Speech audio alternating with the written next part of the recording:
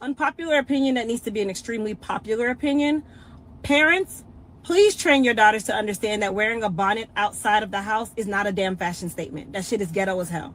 What's Okay? going on, everybody? I want to talk about this issue. It's a sensitive issue. It's about the Tuskegee, Alabama dress code. And I don't see why anybody has a problem with a dress code situation. You know, when you're hearing about young people who are supposed to they're going to college, where you're supposed to prepare yourself for life to either be an entrepreneur or you're working in corporate industry, whatever industry you're working in, each industry is going to require you to dress a certain way. And I know people are biting back on this whole thing because Mark A. Brown, who's the president of Tuskegee, Alabama, wants to bring a certain level of standards. And you got to have standards because without standards, you can't walk around here talking about black excellence. Black excellence demands standards, standards of conduct, standards of your dress. Now, I know people are saying, well, if I paid this money to go to school, I'm paying the money, I should be able to wear what I want. Life doesn't work that way. See, if I pay money to go to a restaurant, it's a certain restaurant that has a certain decor, I can't get into that restaurant with pajama pants on if they're requiring me to have a suit, a tie, button-down shirt. Same thing when you go to a nightclub. There were nightclubs that required this too. So I don't know why people have a problem with this standard situation when at the same time, some of us say that we're sick and tired of seeing young people with their pants sagging, dressed halfway damn near naked. And so I gotta be honest, I think this is a reflection of self-hate because if one loves themselves, if one respects themselves, they will respect the culture and those that look like them and the institutions that were built for them. Because if you were in a white college going to a white professor's classroom or instructor, I'm sure these folks wouldn't be wearing bonnets and getting there late and having excuses. But we think because we go into a black college, an HBCU, and most of the people teaching there are black for the most part, that we don't have to have the same standard that we'll do for white folks for our own people. That's sad in itself that people are having a problem already about this dress code situation. I posted this on this channel and some of y'all went in there and you made good comments and said, you know what, for the most part, we need to go back to the standards. But I think we're asking people, hey, we're just simply saying your kids, when they go to college or go to school, they need to put their clothes on properly. Why is that a problem? I'm tired of seeing it. I got on my own daughter today. As I said, I was going to walk out the house and she decided she wanted to come with me. She came downstairs fully dressed and still had her bonnet on. And I said, where are you going with that bonnet on? Oh, mommy, we haven't even got out of the car yet. We haven't even gotten in the car yet because you're not getting in the car with that bonnet on. And I said to her, you're about to go off to college. I want you to wake up every single day and I want you to put yourself together. If you're going to be wearing... HBCU schools have standards. Now, kids, now don't believe me. HBCUs have problems when it comes to their enrollment, when it comes to their facilities being up to date. We see what's happening at Howard University where they dropped over 500 students that lost their scholarship or lost their financial aid, was given bad information, and now they're trying to rectify it now because they're getting bad press. Or when they had no dormitories and they had our kids in tents because they oversold the number of dorms they had available. Yes, there are problems. But there's clearly a standard that still needs to be met. What I want to do, let me go over here real quick because I want to show you something. Talking about standards of code, of how one should carry themselves, conduct themselves. I want to put this up. I want to read this to you. This comes from Tuskegee, Alabama, and what they're trying to do. I want you to let me know in the comment section of this video, what is your real hardcore opinion about this? Now, dress code, important updates for students. Dress codes discussions are likely to intensify at HBCUs. So it's not only Tuskegee, Alabama, but it's other universities. Tuskegee is not the only one. You got Virginia Union that's talking about what they want to get rid of as well, and we're gonna go over that. Tuskegee University announced new campus expectations covering student attire, classroom attendance, and cell phones. For them to be talking about this shows you that there's a problem. This ain't supposed to be high school, y'all. This is supposed to be Black excellence. Why are young Black people, not all, but some, going to historical Black colleges where they're having these problems? I'll tell you why, and you tell me if you agree with me or not. Because a lot of our young people, no, let me correct myself, some of our young people bring bad habits to university like Tuskegee. They bring in those bad habits from wherever they lived or where they came from. Now, is that a reflection on the kids or is it a reflection on the parents?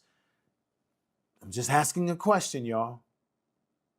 Now, Tuskegee's president, Dr. Mark A. Brown, outlined the changes in a message addressed to parents of incoming students. Brown said that the private HBCU is entering what he describes as a period of transformation, renewal, while expecting its largest new student enrollment in 32 years. Now, let me go and let me read some more here. Dress codes. The university new dress code requires students to arrive on campus prepared for professional setting. Isn't that what we talk about when we talk about Black excellence? Don't we want our kids to be prepared for life? According to Brown, the message that students should wear business suits, appropriate shoes for business meetings and other professional occasions. Right, because if you go out for a job interview or you go out for a job opportunity, you can't walk in there with a bonnet on and some do-rag on and your pants sagging and some pajama pants. You would never do it, but you do it at a historical Black college. That tells me that there may be some self-hate. There's some lack of respect for self, because that is what manifests itself in a lack of respect for the university and the standards that now people are complaining about, some, not all, because Dr. Mark A. Brown is trying to say we're going into a new transformation. Let me continue to read here. Talking about the shoes, the classroom, the cafeteria, the bedroom, clothes in the classroom, dining spaces, official university settings such as the bedroom, shoes, and all that, the bonnets and do-rags will also be prohibited. Do you have a problem with this? Because I damn sure don't have a problem with what they have in mind. Now, let me read the official statement from Tuskegee. Tuskegee is focused on challenging you academically with resources to ensure graduation. While preparing you for the workplace, you are required to find internships in their area of interest, identified, or certifications to enhance professional skills and develop a resume. There are more than 30 certifications you can get at Tuskegee at no additional cost. You must also visit the University Career Center. So they're preparing young people for success. And you can't prepare for success if you're walking around in do-rags, bonnets that should be worn when you're in your bed sleeping at night, which is what they're really meant for. Now, people may not like what I'm saying. Let me go ahead and do something here. I want to read this last part right here. The goal here is not meant to restrict you from enjoying Tuskegee experience, but to prepare you with the solid foundation for the workforce. Now, I think that's a fair statement, but this is what's sad. See, we've been down this road before, folks. Remember when Monique, the comedian Monique, did a video some years ago, and she tried to tell the ladies, because they've been calling her auntie, as she says, over the years, and she took a lot of criticism for saying the things that she said. Well, let's go ahead and hear that again, a video from memory lane. Here we go. But there are times where Auntie got to talk to her babies and say some real shit. So yesterday, I was in the airport in Atlanta because I'm in Jackson, Mississippi now at Chuckles Comedy Club, right? And we got 3 shows tonight. We got a matinee at 5:30, then we got 7, then we got 10, right? And I'm excited. I always love going to the stage. So when we got to the airport yesterday, I was excited, like, all right, baby, let's go get them in Jackson, Mississippi. And as we began to walk through the airport, I saw so many, actually too many to count and too many for me to tap. But I saw so many of our young sisters in head bonnets, scarves, slippers, pajamas, blankets wrapped around them, and this is how they're showing up to the airport. And I've been seeing it, not just at the airport, I've been seeing it at the store, at the mall. I've been seeing sisters showing up with these bonnets and headscarves and their slippers. And the question that I'm having to you, my sweet babies, when did we lose pride in representing ourselves? When did we step away of, let me make sure I'm presentable when I leave my home? Let me make sure I'm representing the family I created so that if I'm out in the street, I look like I have pride in myself. And I'm not saying no full face of makeup. I'm not saying no full front lace frontal. I'm not saying none of that. All I'm saying is, could you please comb your hair? And if you don't want to comb your hair, they got enough shit out here now, baby, where you can style yourself up and look like you have pride. I'm not saying you don't have pride, but the representation that you're showing, someone would have to ask you to know that you had it. So my sweet babies, for the ones that do call me auntie, I love you for real. Even the ones that don't, I love y'all asses too. But the babies that say auntie to me, please listen to auntie. Always have pride in your representation of you.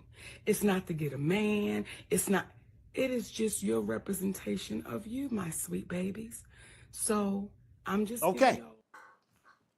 I didn't think there was anything wrong with what Monique said. I think she was on point. She was telling the truth. And I think sometimes as a people, we don't like to hear the truth as it's spoken to us. People like to hear what makes them feel good, but we don't like oftentimes constructive criticism. And I think that's all she was offering, because she was saying that you are more, you are bigger, you are an important person. And we want you to show dignity, self-dignity, self-awareness, and respect for oneself by the way one dresses and carries themselves when you're preparing for the professional world. Okay? Now, let me play another video. This one, you know him. He's a comedian as well. He has a radio show out there in Atlanta. He's a comedian, Ricky Smiley. And he's in the car driving. And I just think he's keeping it real right here. Let's hear this clip right here. We talked about it on the morning show this morning. We were talking about Tuskegee University implementing a dress code. My opinion on that is, it's simple.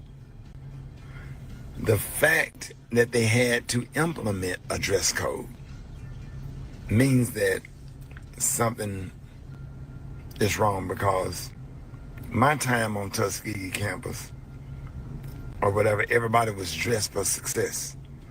Everybody was dressed their best, and for success, dressing up was a thing to try to look. And you know, preparation meets opportunity. Sometimes, man, you get people on campus, man, that might change your whole damn life. But the question becomes, are you ready? You know, you meet somebody on campus. Sometimes, man, college campuses have employers and people of influence walking on campus that could connect with you to give you an opportunity of a lifetime that might change your life, and you're not dressed appropriately. And we're not just going to single out bonnets. We're going to talk about these sagging pants and do-rags too. Because you wear a bonnet at night so you can get your hair ready for school the next day. So if you're on a college campus, then why do you need a bonnet on campus? What are you saving your hairstyle for if you ain't going nowhere but the class? Where else you going? Check out this clip right here, y'all. Boom. We just live in a society where everything that is wrong is right and everything that is right is wrong. Now people mad. The military have a dress code. You can't wear no bonnet when they go raise the flag. You can't. Your military, Marine, Army, Navy, Air Force pants can't be sagging. Your bands, I ain't never seen nobody marching with no drums and no saxophone and trombone and trumpet, with their pants sagging or have a bonnet on. They're in uniform. All right.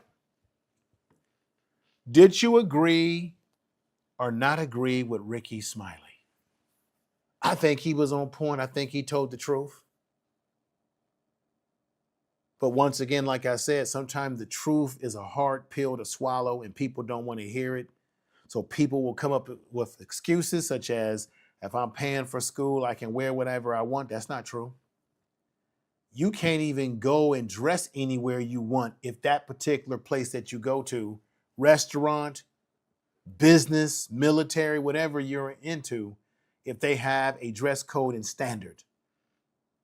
See, we got to stop making excuses. I was told a long time ago that excuses are tools of the incompetent, and those that use them seldom succeed in life when you use excuses. And we've got to get out of that. We have to get out of this whole thing, these excuses that one uses when one is trying to fight against a standard that they don't want to cooperate with. Now, let me put this one up. This one's interesting. And tell me how you all feel about this whole issue in the comment section of this video. Make sure you subscribe, share the video. But you have Virginia Union University. And I'm just going to read the highlights as you see them on the screen. This is the highlights. They're doing the same thing. The items below provide an overall item prohibited by Virginia Union dress code, but not limited in the section to residence halls and designated university activities and events on and off campus. They don't want you wearing PJs and bathrobes and bras and lingeries and boxers and shorts worn in public spaces on their university grounds. This is the same thing that Tuskegee, Alabama is talking about. The great school, Tuskegee University, which was founded by Booker T. Washington. What would they think if Booker T. was alive today and W.E. Du Bois was alive today to see how these kids are dressing? They would have a fit, I'm sure. Because back in the day, Black people had standards. We were the ones that set the barometer for fashion.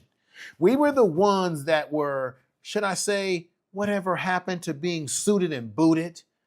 Black people have always taken pride in how we have dressed, from our clothing to our hygiene to how we smell to our hair. That's been a long tradition. And I get it. They're wearing the bonnets and the do-rags to protect their hairdos. But why are you dressing like this in classrooms? Because you got people wearing their underwears are showing. They're wearing lingerie straps. Pants worn in a baggy fashion, mid-hip, undergarments, undershirts, wife beaters without a top shirt. This is what Virginia Union University, HBCU, says they're not tolerating no more. Caps and hats for men and women worn inside a building. You know, there was a time, folks, when Black folks in the past and just in society, that it was a disrespect for you to wear hats when you go inside of a building. It is customary to take your head off when you're greeting a woman, greeting someone as a man, that you take hats off. You take shades or glasses off. Not glasses, but your shades, I mean. Let me read further. Curly rollers, head wraps, hoods overhead while inside of buildings, caps and hats and women worn inside the building, men and women. It's not just about men, this is about women. It's just the whole thing is sad, y'all, that it has come to this in the 21st century, 2026, where university presidents have to come out, jump out the window and say, y'all got to stop wearing all this stuff that used to be just for the bedroom. Y'all tell me something. Put a comment in the comment section of this video. Let me read further. New student orientation activities, fall foundational career fair, on-campus interviews, honor. They're trying to prepare Black students for the future, for society. Now, we know society's got problems. We know there's problems. But once again, why is anyone getting upset? Because the universities are telling you that your kids have to put some freaking full clothes on their body and can't walk the campus or cannot walk inside campus buildings dressed in a way that is not a standard that the university has set forth. If you don't like it, leave the university. But damn it, I agree, we need standards to come back. Without standards, we have chaos, we have disorganization. What do you all think? Because I think it's crazy. Remember, let me just read this. Remember, Felicia Rashad took a whole lot of heat because she came out with a post. And look at this. I'm putting this right up right now. And women criticized Felicia Rashad for saying that no man wants to see his woman dressed half naked in public. Now, she said that and people gave her all kind of problems, but it was true. It was true. I don't know why people have a problem with dealing with these realities. Tuskegee University bans bonnets, durags, and bedroom shoes in classes under new dress code policy. They have every right to implement that. Bust downs, you're going to be wearing your hair, you're going to be doing anything in just any part of you that is going to be seen by the eyes of the public. You need to care enough about your first impression. We need to get back to the point where we are teaching our children that our first impression is the most lasting impression. And something as small as a ghetto, dirty, stinky ass bonnet is a big part of a first impression. I want us to get back to the place where we looked at ourselves with levels of class and kings and queens as we were. And wearing these bonnets don't really help us. The only time a bonnet is acceptable is if you are working in the healthcare field or you're working in the kitchen. And baby, most of your children don't even have a job enough to say that they come downstairs and wash those dishes. So there is no reason for you to be walking outside of the house with a bonnet. Secondly, if your hair is done, why do you have the bonnet on anyway? I've noticed the culture of people getting these bust downs done. You're getting these wigs done. You're getting these weaves done. Yet you keep it covered up with a bonnet all damn day. Do you know how much bacteria and stinkiness is under that?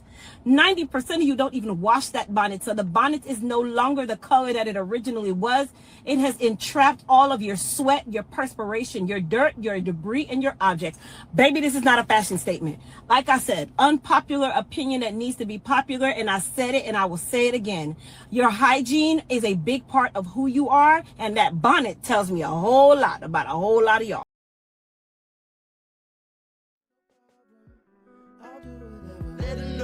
I gotta let her know that she my white horse, she my medical. She like my baby mama, know how to take care of me. Give my baby problems, you gon' regret every day. So I let her know, gotta let her know. Came through the front door, I'll be ready for her. And if it's what you want, I'ma give it to you.